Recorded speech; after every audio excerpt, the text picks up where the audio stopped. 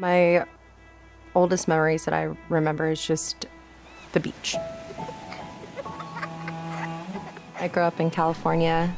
We'd go play in the waves and stuff. We'd go to the tide pools. We would find sea glass. We'd always spend our time there for the weekends that he had me. I remember that my mom and I lived with my grandparents, and I remember my dad in an apartment, and just going back and forth was the normal thing.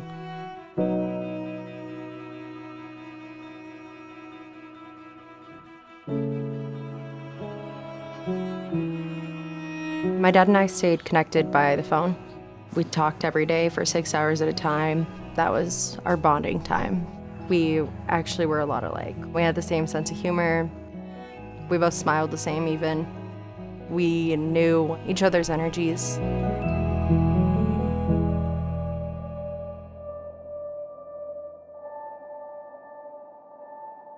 I had texted my cousin and I was like, hey, so I can't feel my dad's energy, like something's wrong. I tried to blow up his phone, I blew up his email, like everything.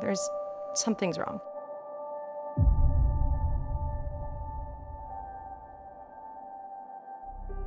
I had dropped to my knees, screaming no. And I was like, what? Like, I was 21 at the time, and obviously that alcohol is a go-to for a 21-year-old after trauma. I went down that path, drinking every day, and I thought it was closure. Actually, my mom found Idaho Youth Ranch, and she heard some of the stories from the girls, and she's like, my daughter's going through a tough time. Like, at first I was super hesitant. I didn't know what equine therapy was. I didn't know if it would help. I thought equine therapy would be like, oh, you get to ride horses, but actually you talk to the horses. They're there if you need a cry.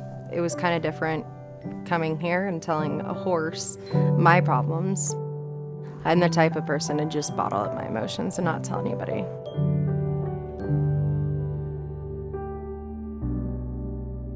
Blue reminded me exactly of my dad's horse when he was growing up. Right when I walked into the pasture, like we just basically locked eyes. From then on, it was just, we bonded. I could feel his energy with me.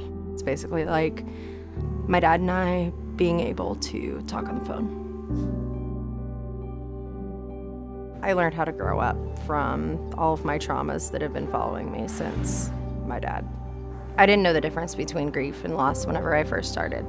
Loss is a lot different, and grief is, there's stages to it. You're gonna be angry, you're gonna be confused, you're gonna be lost.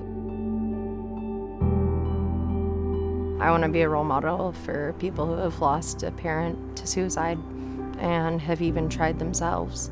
Even for parents, if your child's having issues, that it's not bad to ask for help, especially with the ranch, because they don't judge you. There's no judgment at all. They will help you. They still take care of me. They still check in on me. They honestly are a second family. I want to be able to look back and be like, hey, I went through all these struggles, but I'm stronger as a person now.